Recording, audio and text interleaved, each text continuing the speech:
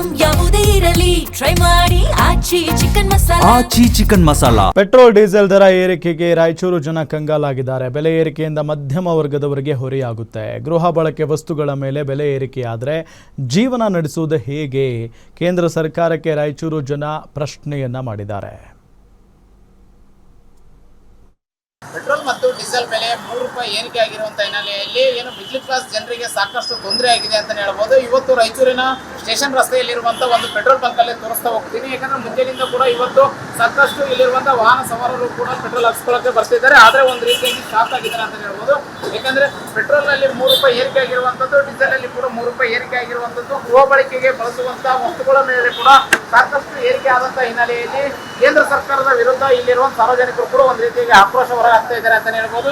ಯಾಕಂದ್ರೆ ನಿನ್ನೆ ಅಷ್ಟೇ ಕೂಡ ಪೆಟ್ರೋಲ್ ₹104 ಇರೋದನ್ನ ಇವತ್ತು ₹107ಗೆ ದರ ಏರಿಕೆ ಮಾಡಿರುವಂತದ್ದು. ಡೀಸೆಲ್ ಅಲ್ಲಿ ಕೂಡ ₹3 ಏರಿಕೆ ಆಗಿರುವಂತಹ ಹಿನ್ನೆಲೆಯಲ್ಲಿ ಸಾಕಷ್ಟು ಇಲ್ಲಿರುವಂತಹ ಗ್ರಾಹಕರ ಮೇಲೆ ಸಾಕಷ್ಟು ಕೇಂದ್ರ ಸರ್ಕಾರಗಳು ಹೊರೆ ಆಗ್ತಾ ಇರುವಂತ ಹಿನ್ನೆಲೆಯಲ್ಲಿ ಮಿಡ್ಲ್ ಕ್ಲಾಸ್ ಜನರ ಮೇಲೆನೆ ಈ ರೀತಿ ಆದ್ರೆ ನಾವು ಯಾವ ರೀತಿ ಬದುಕೋದು? ಸಾಕಷ್ಟು ಸಮಸ್ಯೆ ಆಗ್ತಾ ಇದೆ. ಗೃಹ ಬಳಕೆ ವಸ್ತುಗಳ ಮೇಲೆ ಕೂಡ ಈ ರೀತಿ ಆದ್ರೆ ಯಾವ ರೀತಿ ನಾವು ಜೀವನ ಕಟ್ಕೊಳ್ಳೋದು ಅನ್ನುವಂಥದ್ದು ಒಂದು ಎಕ್ಸ್ಟ್ರಾ ಪ್ರಶ್ನೆ ಕೂಡ ಆಗಿರುವಂಥದ್ದು. ಏನು ಇಲ್ಲಿ ಸಾರ್ವಜನಿಕರ ಮಿಡ್ಲ್ ಕ್ಲಾಸ್ ಜನರ ಮೇಲೆನೆ ಹೊರೆ ಆಗ್ತಾ ಇರುವಂತಹ ಹಿನ್ನೆಲೆಯಲ್ಲಿ ಇವತ್ತು ಕೇಂದ್ರ ಸರ್ಕಾರ ಇತ್ತ ಕಡೆ ಗಮನ ಹರಿಸಿ ಬೆಲೆ ಏರಿಕೆಯನ್ನು ಕಡಿಮೆ ಮಾಡಬೇಕು ಅನ್ನುವಂಥದ್ದು ಇಲ್ಲಿ ಸವಾಲನ್ನು ಮಾತು. Anil Kumar, guarantee news, Raichur.